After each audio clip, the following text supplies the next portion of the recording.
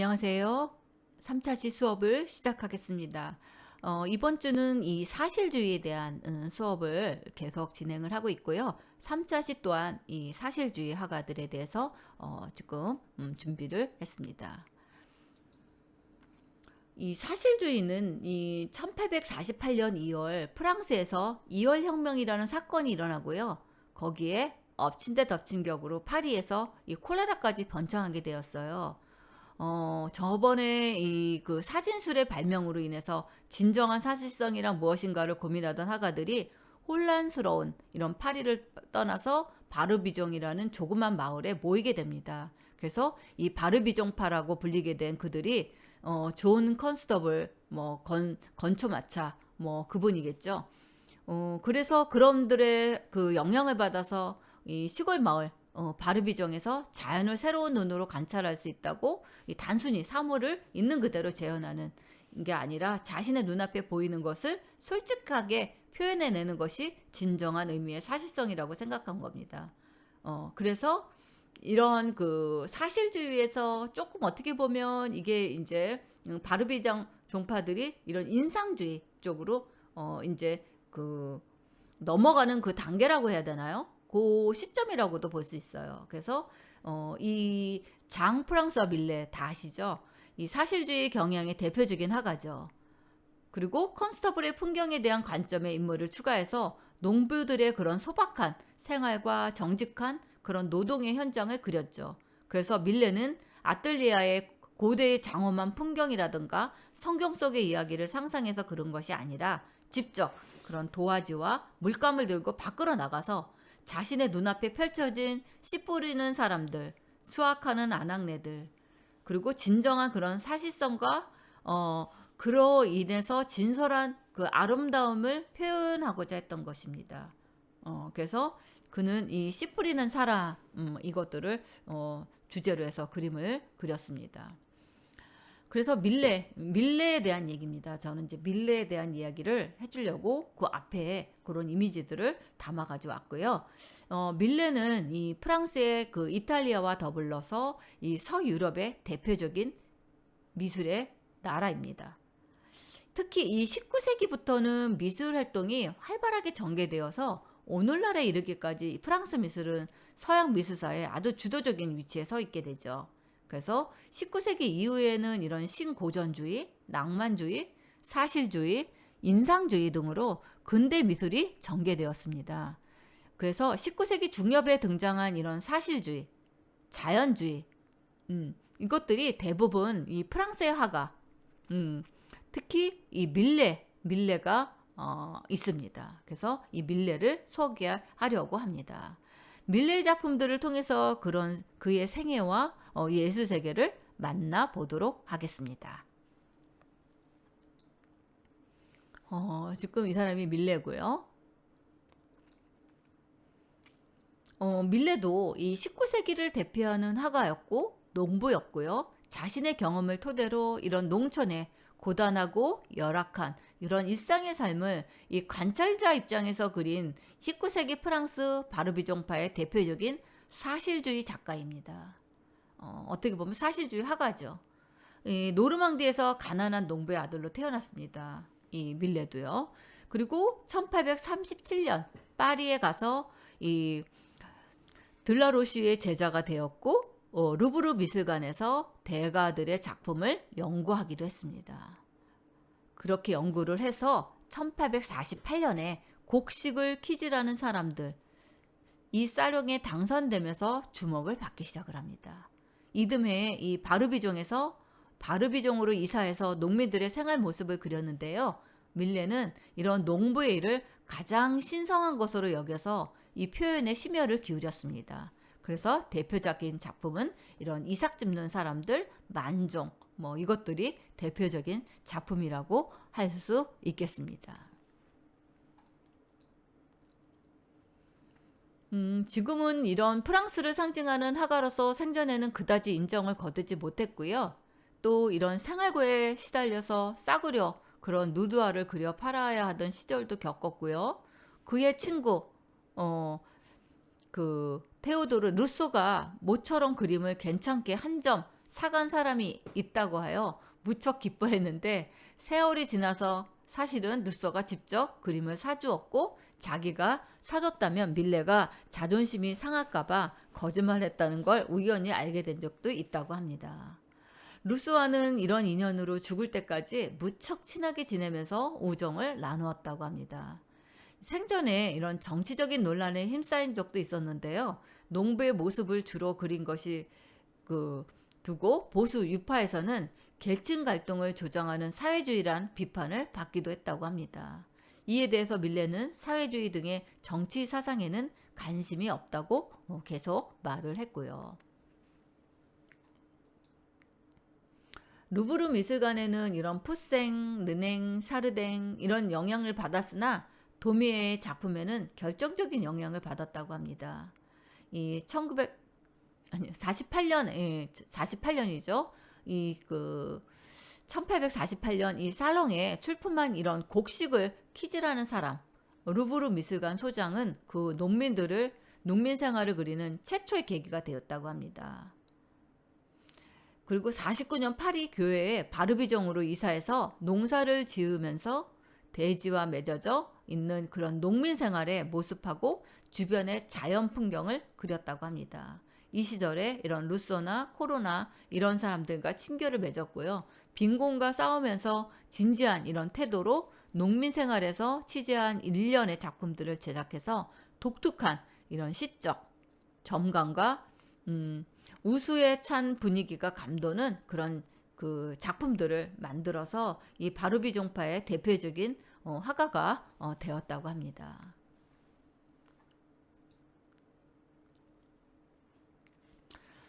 다른 그 바르비종파 화가들과는 달리요. 풍경보다는 오히려 이런 농민 생활을 더 많이 그렸고요.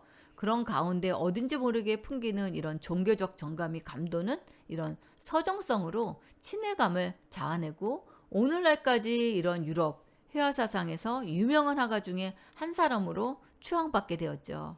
만년에는 이런 사회적으로도 인정받아서 화가로서의 영광을 누렸다고 합니다. 그리고 68년 이 프랑스의 최고 훈장인 레종 도네르 훈장까지 받았다고 해요.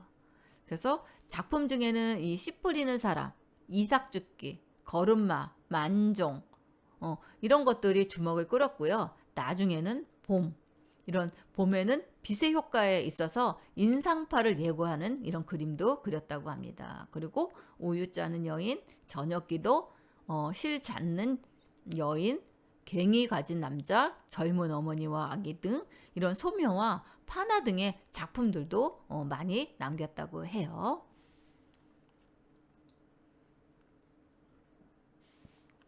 또 이 밀레는 이 프랑스 화가로 이 프랑스의 지방에 위치한 이 바르비 정파에 선도한 화가들 중에 한 사람입니다.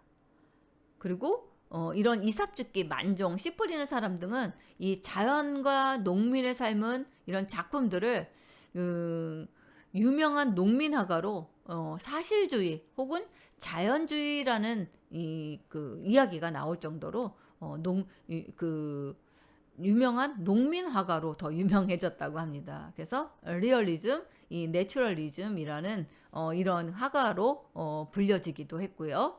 또 이 바르비종에서의 그런 삶과 이 퐁테볼로의 풍경은 그에게 많은 영감이 되어서 자연의 경치를 배경으로 하는 이런 농민들의 삶을 많이 그렸다고 합니다.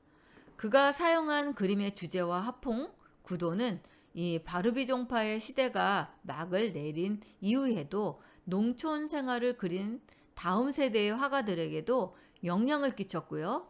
인상주의 미술 운동의 시초가 된 이 프랑스의 화가이기도 합니다. 맞습니다.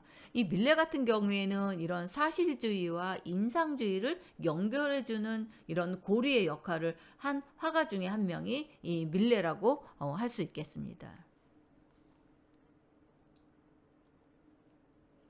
이거는 이 초상화예요. 그래서 이 파르당의 초상, 이거는 폴린 비르지니 오노의 초상이라고 합니다. 이런 그 초상화의 그림도 이때 젊은 이렇게 그림을 그렸고요. 이거는 똑같은 건데 조금 이렇게 포즈가 좀 다르죠? 이 초상화가에서 농민화가로 바뀝니다. 이 사람은. 당시 그 화가가 대중에게 작품을 알릴 수 있는 유일한 통로였던 이런 전람회 살롱전에서 밀레는 빈번히 낙선을 했대요. 그리고 그의 첫 작품으로 초여상화가 1840년 살롱에 당선이 된다고 합니다. 이에 이제 힘입어서 초상화가로 활동을 시작한 밀레는 모작가 초상화 위주의 작품을 그려서 생계를 이어나갔고요. 바르비종에서 이주하기 직전에 1848년 키즈라는 사람이라는 작품이 살롱전의 주목을 끌어서 밀레는 자신만의 그런 예술 세계를 인정받기 시작을 했다고 합니다. 그래서 바르비종에 정착한 그의 땅과 소통하는 이런 농부의 노동의 의미를 표현하는 일이 이런 자신의 소명임을 깨닫고요. 끊임없이 그런 농부들의 삶을 관찰하면서 이런 것들을 화폭에 담는 이런 그림들을 그렸다고 합니다.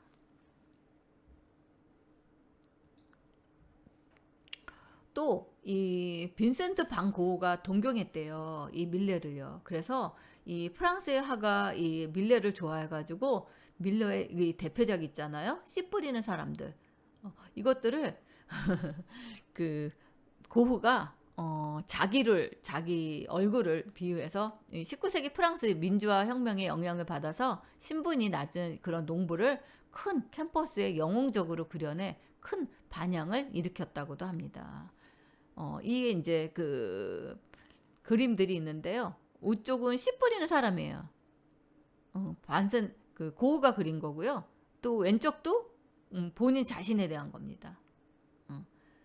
그래서 이 노르망디 배경으로 이 진흙 밭에 씨를 뿌리며 힘있게 걸어가는 그런 농부의 모습을 밀레만의 스타일로 어두운 색채와 거친 분놀림으로 표현해서 이런 대지와 싸우며 살아가는 그런 농부의 존엄한 분위기를 담아냈다고 합니다.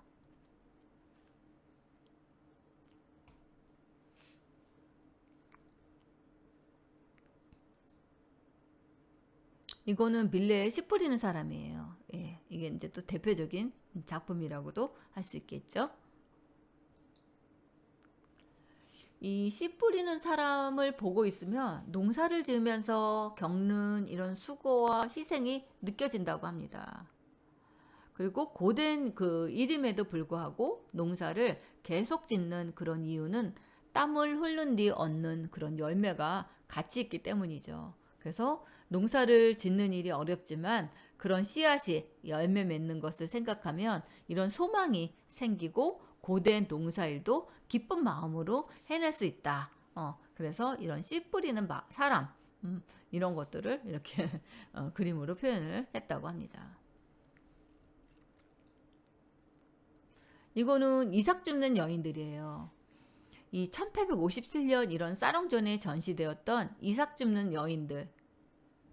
이 세 명의 여인들이 추수가 끝나고 땅에 떨어져 있는 이런 이삭을 열심히 주워 모으고 있는 모습을 담아낸 작품입니다.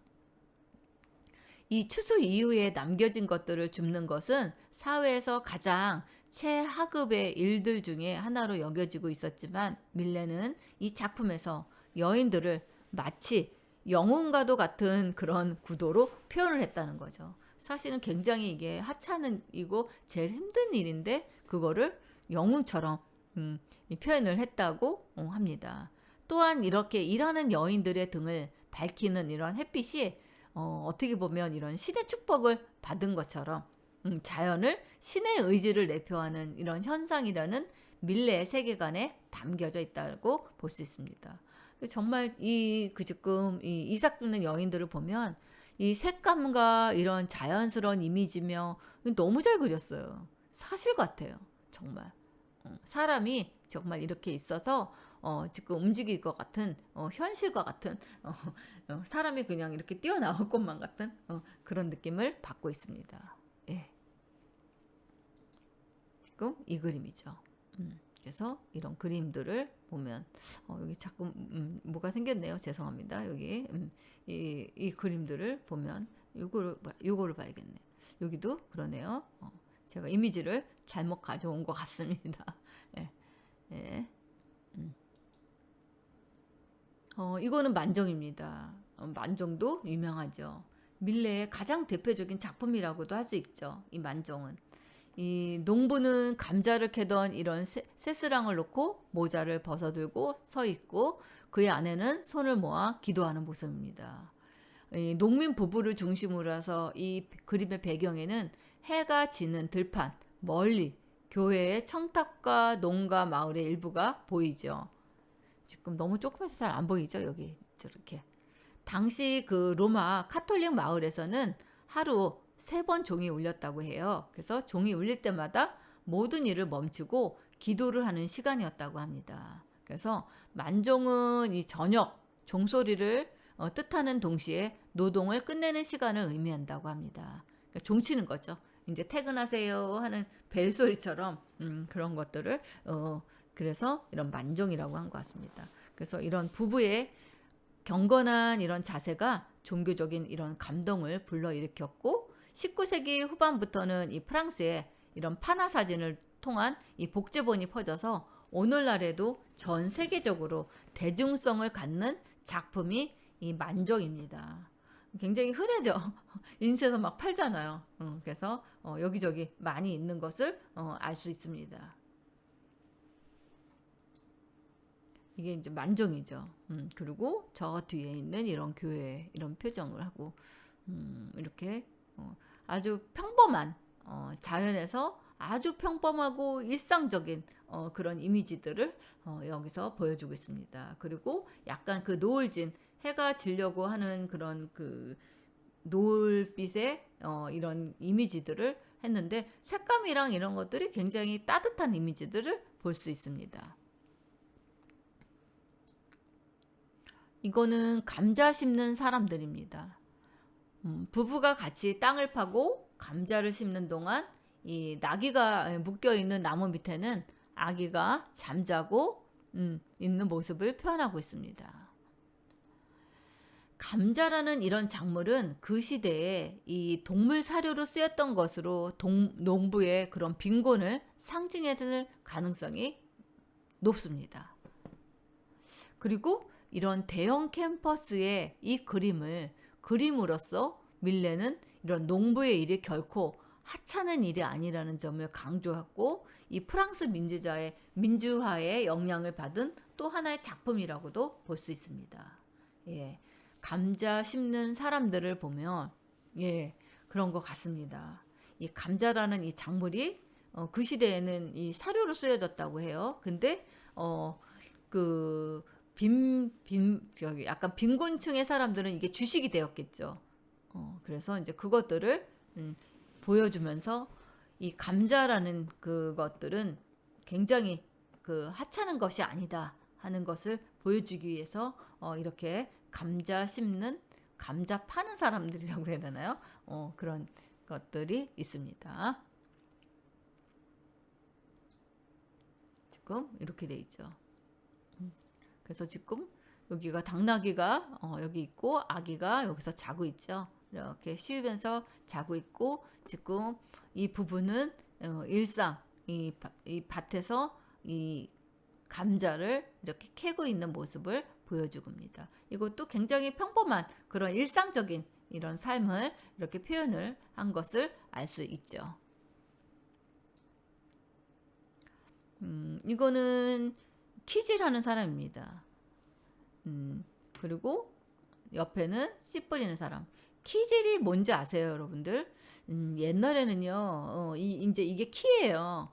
이 키인데 이제 대나무인가 뭘로 이렇게 했는데, 옛날에는 이제 그 쌀 같은 거 할 때 이 키로 이렇게 뭐라고 해야 되나, 조리질이라고 그러나요? 그런 식으로 막 합니다. 왜 이것들을 왜 하냐고 그랬더니 이 옛날에는 쌀을 이제 걸을 때 이제 돌멩이 같은 게 있었어요. 요즘은 이제 워낙 기계들이 발달하다 보니까 이제 그것들이 안 돼 있는데 이런 키로 쌀을 이렇게 해서 이런 그 쌀이 아닌 돌이나 아니면 그런 그 옆에 있는 그런 풀들이나 이런 것들이 다 나가고 쌀만 남게끔 하는 이런 키질을 이렇게 합니다. 그래서 어떻게 보면 이게 그 뭐라 그럴까?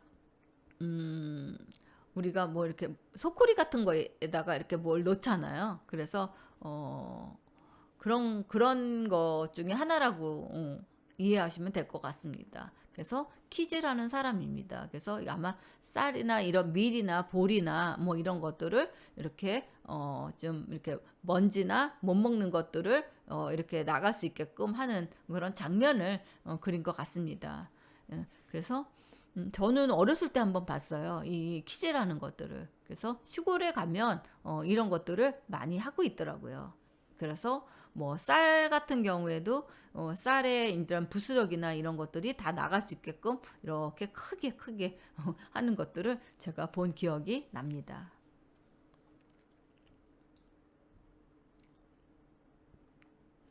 1850년 이런 쌀렁전에 밀레는 씨를 뿌리며 걸음을 내디는 농민을 그린 이 씨 뿌리는 사람들을 출품했고, 이 작품은 보수적인 비평가와 진보적인 비평가 양쪽의 주목을 받았던 작품이기도 합니다. 그렇겠죠. 이 보수적인 비평과 진보적인 평가에서는 다 각기 이 의미를 다르게 했으니까 아마 그랬을 것 같습니다. 보수적인 비평가가 보기에는 거칠고 이상화되지 않는 이 거대한 농부는 불편한 존재였던 거죠. 그리고 1948년 2월 혁명으로 수립된 이 공화정 시대의 진보적인 이 비평가에게는 밀레의 이런 미술은 평범한 사람이 예술의 주자가 되는 시대가 왔음을 알려주는 이런 변화의 시도라고도 할 수 있습니다. 그러나 밀레 자신은 정치에는 관심이 없었고 비관적, 보수적 기질을 가졌던 것으로 알려져 있습니다. 이게 이삽 줍는 여인들 또 한번 보여주고 있네요. 이 밀레는 다른 농부들처럼 여성들의 경우에도 얼굴의 초상적인 특징은 잘 나타나지 않았습니다. 이 여성들의 그런 머리 수건인 이런 파랑, 빨강, 노랑 이런 걸로 맞춰진 것에서부터 보이듯 의상도 사실적인 그런 사생의 결과가 아니라 계절에 상관없이 늘 비슷한 복장을 한 그런 농부를 그린 것으로 보이고요. 이런 체격이나 나이 또한 거의 비슷해서 농촌 생활의 사실성을 반영하고 변형했습니다.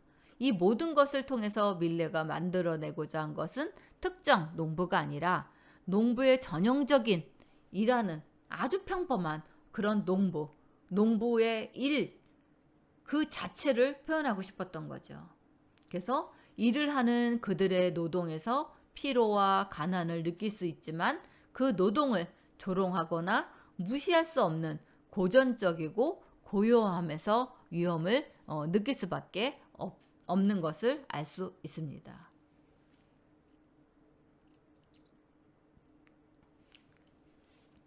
또 이 프랑스의 바르비종파 화가 밀레의 작품들은 이 오르세 미술관에도 많이 있고요. 이삭죽기, 이 밀레의 대표적으로 뽑힙니다. 하루의 일과를 끝낸 한 농부 부부가 항원이 지기 시작한 이 전원을 배경으로 해서 삼정 기도를 드리는 것들도 있습니다. 들판에 굳건하게 서 있는 이들 부부의 모습은 마치 대지와 하나가 된 것처럼 보이고요. 먼 지평선에서 물들어가는 이 항원빛을 받고 있는 부부의 경건한 자세는 종교적인 감동을 불러일으키기도 있습니다. 밀레의 만종은 이런 종교화의 새로운 양식이라고도 불리고요. 종교화라고 평가받기도 합니다. 이런 맥락에서 볼 때 밀레의 그림은 성경적이다. 하루 일과를 마치는 시점에서 하루를 마친 것에 대해 하나님께 감사를 표하고 있기 때문에 보통 그렇게 얘기를 하고요. 들녘에 드리워진 이 빛이 아직 남아있지만 부부의 얼굴까지는 미치지 못하고 있다. 얼굴을 중심적으로 그렸다기보다는 그들의 몸 동작, 그 동작에 깃든 경건함과 신앙심을 표출하려고 했음을 알 수 있다는 거죠. 이 대지에 몰려드는 저녁 노을이 지극히 평화스럽고 조용합니다. 부부를 그 떠받치는 드넓은 이런 평야는 자연의 엄숙한 미세랄까 장엄함을 느끼게 해주고요. 이런 장엄하고 평화스러운 분위기를 통해서 인물의 그런 신실함을 대표하는 것이 밀레의 의도가 아닌가 싶습니다. 이게 빵을 굽는 여인입니다. 그래서 아주 일상적인 그런 평범한 그 이미지들을 이렇게 아주 그 색감들이 너무 예쁘지 않으세요? 저는 이게 자연의 색이라고 생각을 하면서 굉장히 색감이 아주 예쁘다는 것을 알 수 있습니다.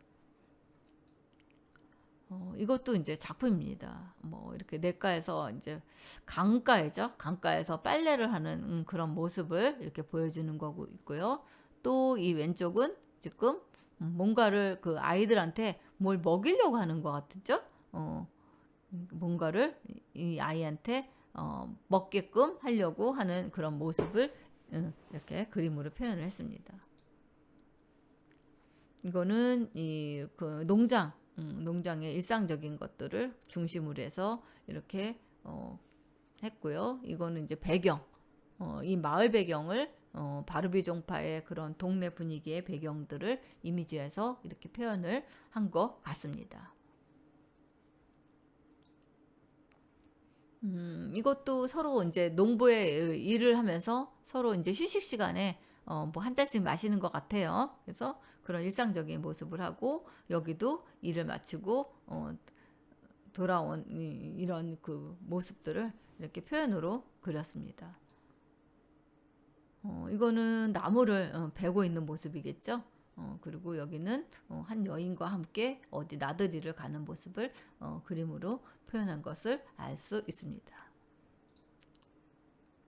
이것도 농촌의 일상적인 그 농촌의 농작을 하면서 그 농부들의 그런 모작을 해다나요? 그러면서 그 일상적인 그런 모습을 하고 여기서도 단체로 지금 뭔가를 막 이렇게 그 작업을 하는 것을 볼 수 있겠죠. 예. 예, 이거는 뭐냐면요. 죄송합니다. 제가 현대미술이라고 했네요. 이거 제가 잘못 넣었네요. 죄송합니다. 제가 현대미술하고 미술 감상하고 같이 넣다 보니까 이거를 고쳐야 되는데 못 고치고 그냥 넣었어요. 죄송합니다. 이게 뭐냐면요. 그 지금 그 뭐라고 해야 되나? 현대미술과 디자인적 사고 아닙니다. 예. 예, 아니에요. 명화 감상과 응용 시간입니다. 이것들을 요거 말을 바꿔야 되는데 제가 못했어요. 급하게 하느냐고 못했는데 이 수업을 들으면서 여러분들이 상담이나 아니면 비대면 수업에 관한 의견을 좀 주십사 하는 것들을 지금 의견을 듣자고 해요. 그래서 기간이 되게 짧아요. 이것들을 학교에다 제출을 하라고 갑자기 연락이 왔어요. 그래서 제가 11월 10일부터 14일까지만 이 과제방에다가 간단하게라도 올려주시기 바랍니다. 어떤 내용이냐면요. 비대면 수업에 대해서 다음 학기도 비대면 수업을 해도 괜찮은지 아니면 이 비대면 수업이 좋은지 나쁜지 뭐 이 수업에 대해서 그것들의 의견을 제시해 주셨으면 좋겠고요.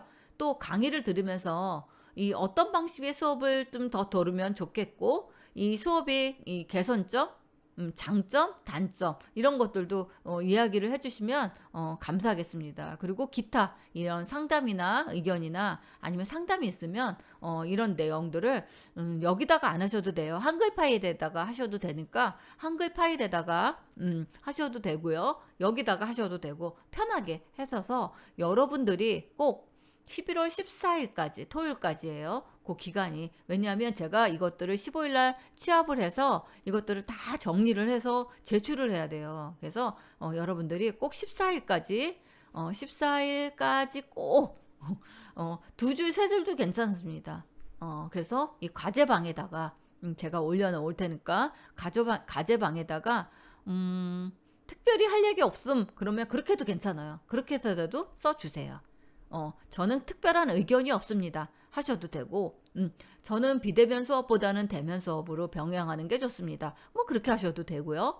아니면 뭐 이 수업은 뭐라고 얘기해야 되나? 이 수업이 뭐 재미가 없다? 뭐 아니면 과제가 많다? 뭐 이런 식으로 여러분들이 그런 솔직한 그런 의견들을 듣자고 하는 거니까 여러분들 그냥 의견을 그냥 편안하게 제시해 줬으면 좋겠고요. 단 한 줄도 괜찮으니까 여러분들 요거를 꼭 좀 한 줄이라도 간단하게라도 좀 내용들을 적어 주시면 정말 고맙겠습니다. 그래서 그 기간 안에 받고요. 정말 내가 뭐 장황하게 쓰고 싶다 그럼 장황하게 쓰셔도 되고요. 얼마든지 하니까 간단하게 저는 이제 그것들을 간단하게 좀 해주셨으면 좋겠습니다. 아셨죠, 여러분들? 죄송합니다. 제가 현대미술과 디자인적 사고 이거를 그대로 올려줘서요. 그 현대미술과 디자인적 사고도 있지만 이 지금 우리 수업은 그게 아니죠. 명화 감상과 응용입니다. 그래서 그 수업을 여러분들 수업에 제가 다시 과제방에는 이렇게 안 올릴 거니까 여러분들 그거를 좀 참작해서 꼭 한 줄, 두 줄이라도 괜찮으니까 여러분들 그것들을 정리를 해서 올려주시면 고맙겠습니다. 예, 수업은 오늘 여기서 마치겠습니다. 감사합니다.